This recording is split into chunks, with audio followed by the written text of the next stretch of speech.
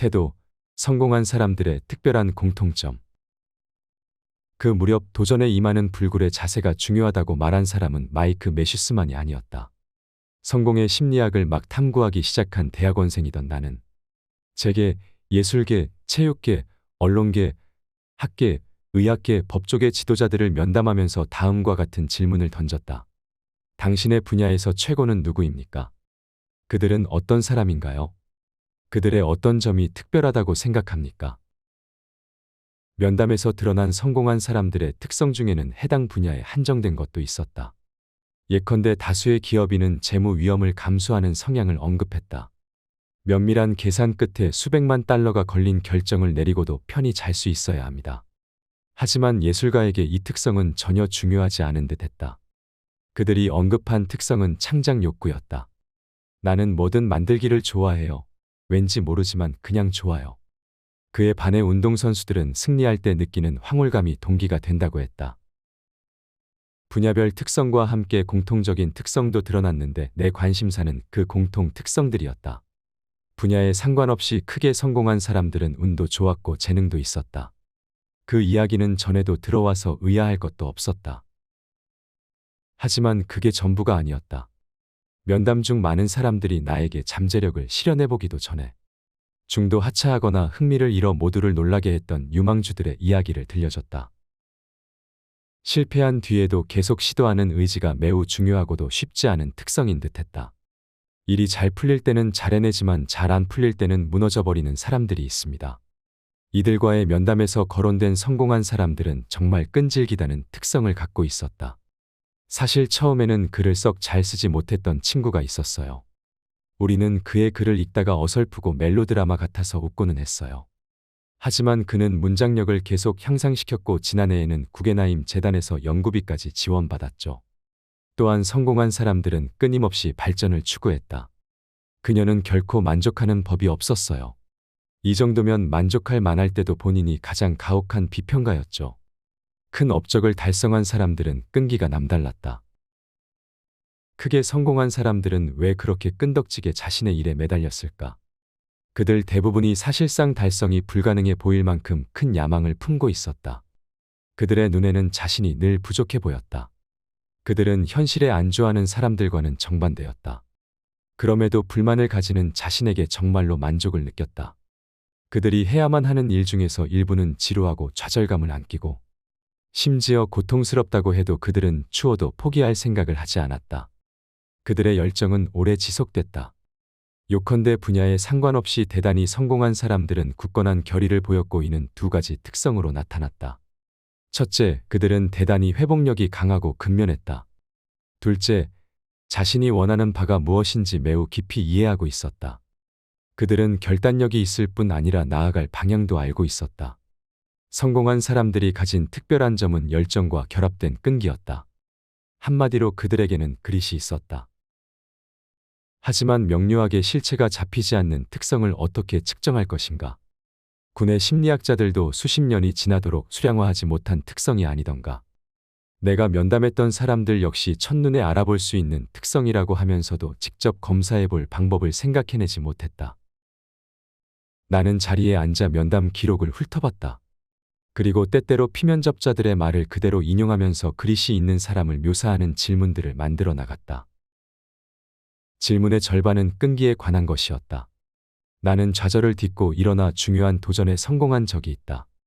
나는 뭐든 시작한 일은 반드시 끝낸다와 같은 것들이었다. 나머지 절반은 열정에 관한 질문들이었다. 나의 관심사는 해마다 바뀐다. 나는 어떤 아이디어나 프로젝트에 잠시 사로잡혔다가 얼마 후에 관심을 잃은 적이 있다. 등을 물었다.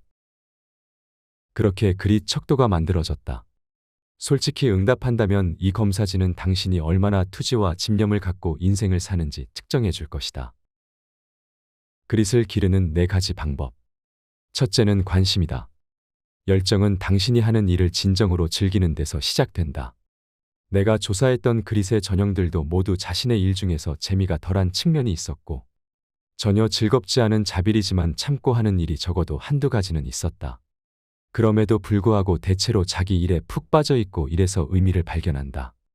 계속 일의 매력을 느끼고 아이 같은 호기심을 내비치는 그들은 나는 내 일을 사랑해 라고 온몸으로 외친다. 둘째는 연습이다. 이는 어제보다 잘하려고 매일 단련하는 종류의 끈기를 말한다. 그러니까 특정 영역에 관심을 느끼고 발전시킨 다음에는 온 마음을 다해 집중하고 난관을 극복하며 기술을 연습하고 숙달시켜야 한다. 하루에 몇 시간씩, 몇 주, 몇 개월, 몇 년 동안 자신의 약점을 집중적으로 반복 연습해야 한다. 그릿은 현재에 안주하기를 거부한다. 관심이 무엇이든 이미 얼마나 탁월한 수준에 이르렀든 상관없이 그릿의 전형들은 무슨 일이 있어도 지금보다 나아질 거야. 라는 말을 입에 달고 산다. 셋째는 목적이다. 자신의 일이 중요하다는 확신이 열정을 무르익게 한다. 목적이 없는 관심을 평생 유지하기란 대부분의 사람들에게 거의 불가능한 일이다. 따라서 개인적으로 흥미로운 동시에 타인의 안녕과 밀접한 관련이 있는 일을 찾아내지 않으면 안 된다.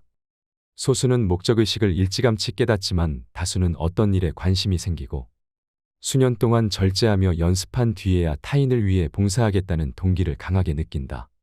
그러나 그릿이 발달한 사람들은 하나같이 이렇게 말한다. 내 일은 나에게도 타인에게도 중요합니다. 마지막 넷째는 희망이다. 희망은 위기에 대처하게 해주는 끈기를 말한다. 이 책에서는 관심, 연습, 목적 다음에 희망이 논의되지만 희망이 그릿의 마지막 단계에만 나타나는 것은 아니다. 희망은 모든 단계에서 나타나는 특징이다. 상황이 어려울 때나 의심이 들 때도 계속 앞으로 나아가는 법을 배우려면 맨 처음부터 끝까지 희망을 유지하는 일이 더없이 중요하다. 우리는 다양한 시점에서 크게 작게 허물어진다. 그대로 주저앉는다면 투지를 잃지만 일어난다면 투지는 더 커진다. 나 같은 심리학자의 참견 없이 스스로 그릿을 이해한 사람도 있을 것이다. 이미 지속적으로 깊은 관심을 느끼는 일이 있고 끊임없이 도전을 받아들일 준비가 돼 있으며 서서히 목적의식을 발전시켰고 어떤 역경에도 끄떡없이 나아갈 능력이 있다는 자신감까지 넘칠 수도 있다. 그런 사람이라면 그릿 척도에서 5점 만점에 5점 가까이 받았을 것이다. 그들에게 박수갈채를 보낸다. 그릿도 미적분학과 피아노처럼 스스로 배울 수 있다. 여기에 약간의 지침이 더해진다면 크나큰 도움이 될 수 있을 것이다. 관심, 연습, 목적, 희망의 네 가지 심리적 자산은 상품처럼 가지고 있거나 갖고 있지 않거나 둘 중 하나가 아니다.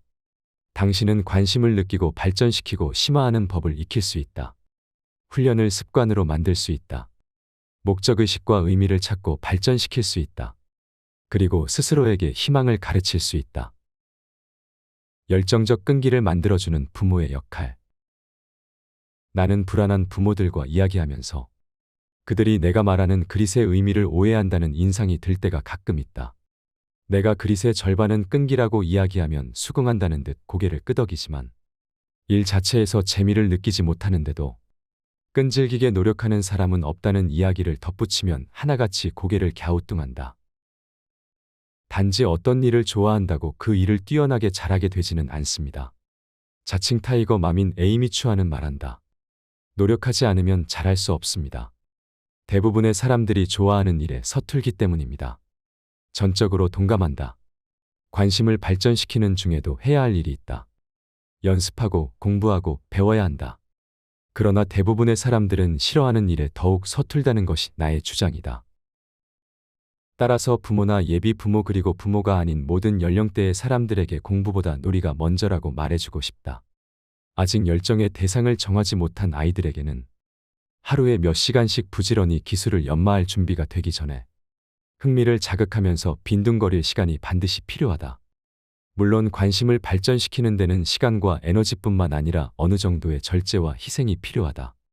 하지만 초보자들은 초반부터 기술이 향상됐으면 좋겠다는 생각에 사로잡히지 않는다. 그들은 몇 년 후의 일까지 생각하지 않는다. 인생의 길잡이가 될 최상위 수준의 목표가 무엇인지도 모른다. 그런 생각 없이 그저 즐길 뿐이다.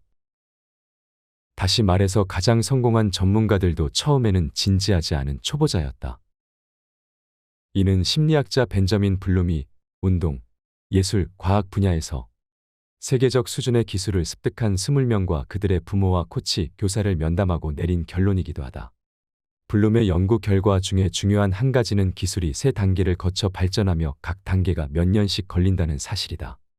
블룸의 3단계 중에서 초기는 관심사를 발견하고 발전시키는 시기다. 초기에는 초보자들이 관심사에 전념하고 싶은지 또는 관심을 끊고 싶은지 여전히 따져보는 중이므로 격려가 매우 중요하다. 때문에 블룸과 그의 연구팀은 이 단계에서 마음이 따뜻하고 학생들을 격려해주는 멘토가 특히 훌륭하다고 이야기한다. 이 교사들의 주요한 특징은 초기의 학습을 매우 즐겁고 보람 있게 만든다는 점입니다. 그 영역에 입문시키는 과정에서는 놀이 같은 활동이 많았고 단계 초반에는 학습이 게임과 매우 비슷했습니다. 초기에는 어느 정도의 자율성도 중요하다. 학습자를 추적 조사한 종단 연구들에서는 고압적인 부모와 교사가 내적 동기를 파괴한다는 사실을 입증해 보인다.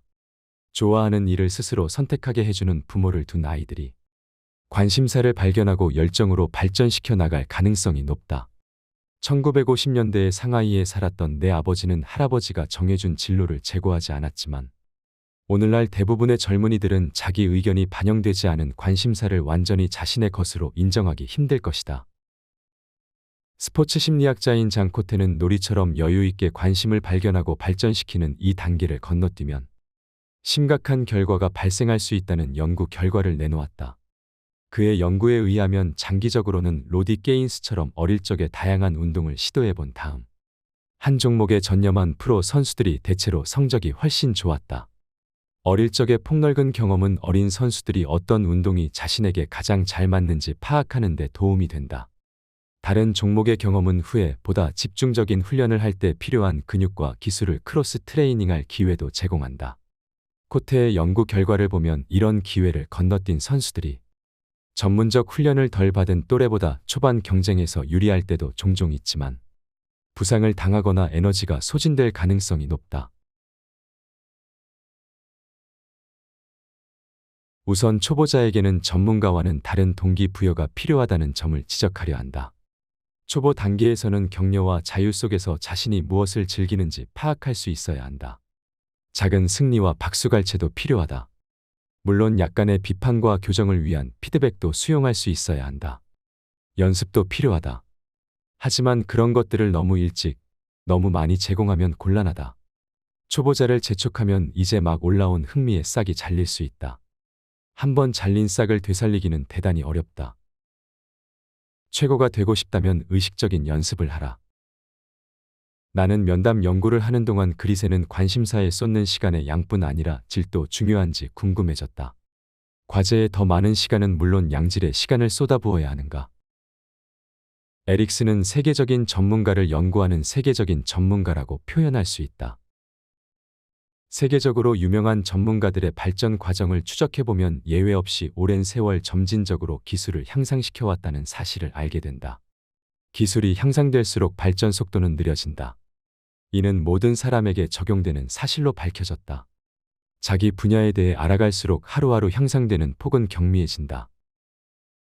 기술 발달 과정을 보여주는 학습 곡선에서 놀랄 만한 사실은 기술 발달에 매우 오랜 시간이 걸린다는 것이다. 에릭슨의 한 연구에서는 독일 음악원의 최우수 바이올리니스트들이 최고 수준의 전문 기량을 갖추기까지 10년간 약 1만 시간을 연습했다는 이야기가 나온다. 반면에 그들보다 기량이 못한 학생들이 같은 기간에 연습한 총 시간은 그들의 절반 정도밖에 안 됐다.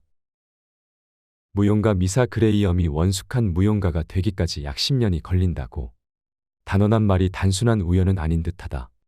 1세기도 전에 전신원을 연구한 심리학자들은 모스 부호를 익히는 대수년간의 어려운 수습 기간이 요구되기 때문에 매우 능숙한 수준에 도달하는 사람이 드물다고 했다. 그렇다면 몇 년이나 걸렸을까? 연구자들은 이렇게 결론 내렸다. 우리가 확보한 증거에 따르면 대단히 노련하게 정보를 보낼 수 있는 전신원이 되려면 10년이 걸린다. 에릭슨의 논문 전체를 읽는다면 10년간 1만 시간의 연습은 대략적인 평균이라는 사실을 알게 될 것이다. 그가 조사한 음악가 중에는 10년이 되기 전에 최고의 연구 실력에 도달한 이도 있었고 10년 이상 걸린 이도 있었다. 하지만 1만 시간의 법칙과 10년의 법칙이 널리 입소문이 난 이유도 이해가 된다. 얼마나 오랜 시간이 필요한지 직감적으로 와 닿기 때문이다.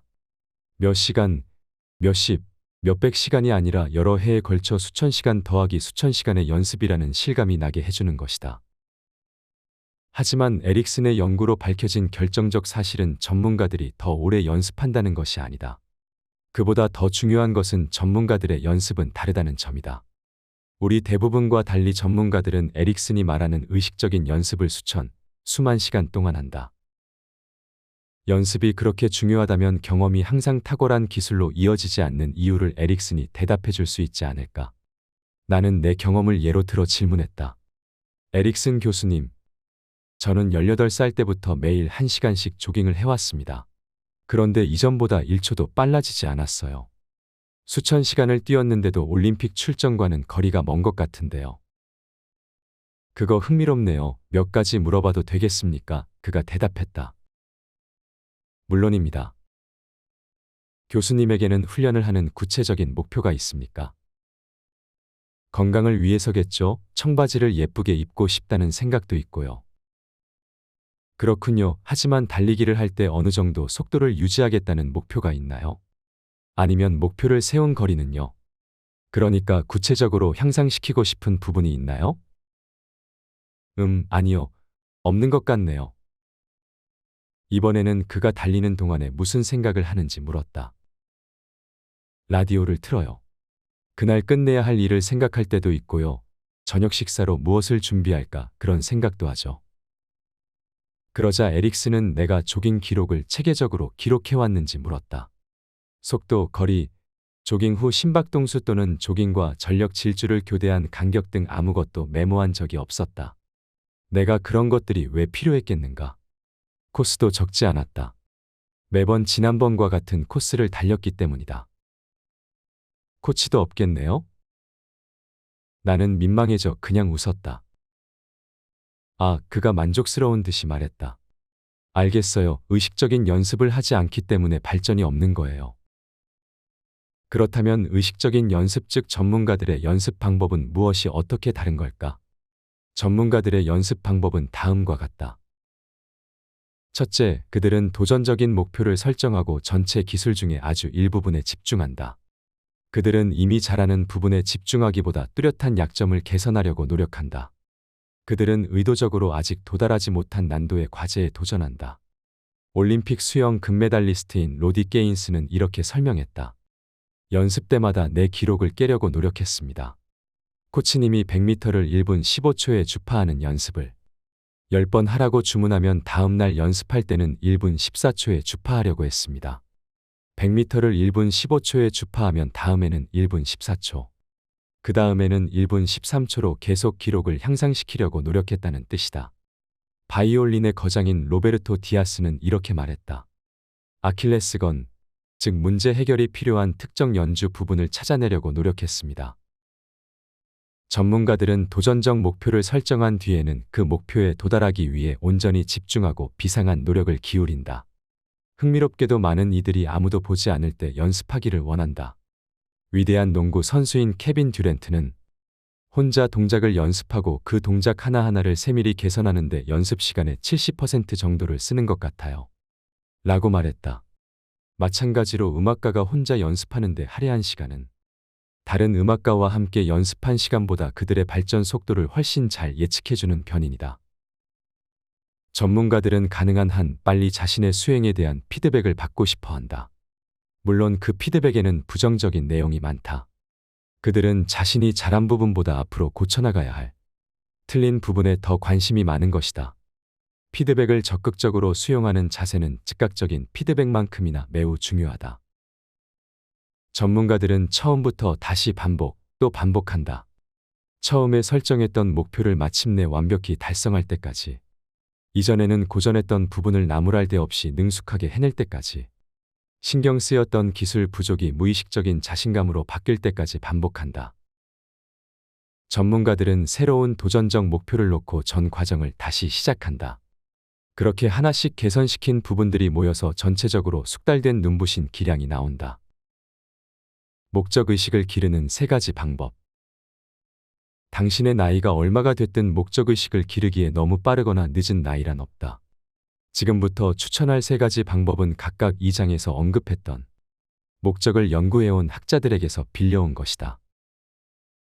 데이비드 예거는 당신이 지금 하는 일이 사회에 어떤 긍정적 기여를 할 수 있는지 깊이 생각해보라고 권한다. 데이비드 예거와 그의 동료인 데이비드 파우네스쿠는 여러 장기적 실험 연구에서 고등학생들에게 어떻게 하면 세상이 더 살기 좋은 곳이 될 수 있는가? 라는 질문을 던지고 학교에서 배운 내용과 연관시켜 대답해달라고 요청했다. 한 9학년생은 이렇게 대답했다. 저는 유전학 연구원이 되고 싶습니다. 그 직업이라면 유전자 조작으로 식량을 증산해서 세상을 발전시킬 수 있을 테니까요. 이렇게 대답한 학생도 있었다. 교육을 받아야 주변 세상을 이해할 수 있다고 생각합니다. 먼저 대학부터 가지 않으면 아무도 도울 수 없을 거예요. 1시간도 채 걸리지 않는 이 간단한 질의응답에 학생들은 매우 활발히 참여했다. 플라세보 통제 집단의 활동과 비교했을 때 목적에 대한 성찰은 학생들이 시험을 앞두고 공부하는 시간을 배로 증가시켰다. 재미있는 비디오를 볼 수 있는 선택권이 주어졌을 때도 학생들은 지루한 수학 문제를 열심히 풀었으며 그 결과 과학과 수학 과목의 성적이 향상됐다. 한편 에이미 브제스니예프스키는 현재의 일에 작지만 의미 있는 변화를 주어 자신의 핵심 가치와의 연관성을 증대시킬 방법을 생각해보라고 권한다. 브제스니예프스키는 잡크래프팅이라고 이름 붙인 이 중재기법을 동료 심리학자인 제인 더턴, 저스틴 버그, 애덤 그랜트와 연구하고 있다. 모든 직장이 천국이 될 수 있다는 지나친 낙관론에서 나온 주장이 아니다. 당신의 직업이 무엇이든 그 일과 당신의 관심, 그리고 가치가 조화를 이루도록 업무 범위 내에서 일을 더하거나 넘기거나 맞출 수 있다는 이야기다. 최근에 브제스니예프스키와 그녀의 공동 연구자들은 구글 직원을 대상으로 이를 시험했다. 판매, 홍보, 재무, 영업, 회계 등 목적이란 단어가 바로 연상되지 않는 부서의 직원들이 무작위로 잡크래프팅 워크숍에 배정됐다. 직원들은 회사에서의 일과의 변화를 줄 방안들을 내놓았으며 의미 있고 즐거운 업무라는 목표를 향해 가는 각자의 지도를 만들었다. 6주 후에 팀장들과 동료 직원들은 이 워크숍에 참석했던 직원들이 훨씬 행복하고 효율적으로 일한다고 평가했다. 마지막으로 빌 데이먼은 목적이 확실한 롤모델을 찾으라고 권한다. 그는 자신이 면담 연구에서 사용했던 다음 질문들에 대한 답을 글로 써보라고 제안한다. 지금으로부터 15년 후에 당신을 상상해 보세요. 그때 당신에게 가장 중요한 일은 무엇입니까? 당신에게 더 나은 사람이 되어야겠다는 자극을 줬던 사람이 있습니까? 그런 삶을 보여준 사람은 누구입니까? 그가 자극이 된 이유는 무엇입니까? 본 내용은 출판사 비즈니스북스, 지은이 엔젤라 더크워스, 옮기니 김미정님의 그릿이라는 도서에서 일부 발췌하였습니다. 이 책은 목표의 중요성과 의식적인 연습을 통한 성장에 대한 깊은 통찰을 제공합니다. 전문가들의 연구와 현실 사례를 통해 목표 달성과 발전을 위한 핵심 원칙을 소개하고 실생활에 적용 가능한 가치 있는 내용을 제공합니다. 작은 변화로도 목적의식을 확장하고 롤모델을 찾는 방법, 의식적인 연습과 집중의 중요성을 강조하여 성장에 도움을 줍니다. 목표를 실현하고 성공적인 성장을 이루고자 하는 모든 이들에게 강력히 추천하는 책입니다. 시청해 주셔서 감사합니다. 구독과 좋아요 부탁드립니다.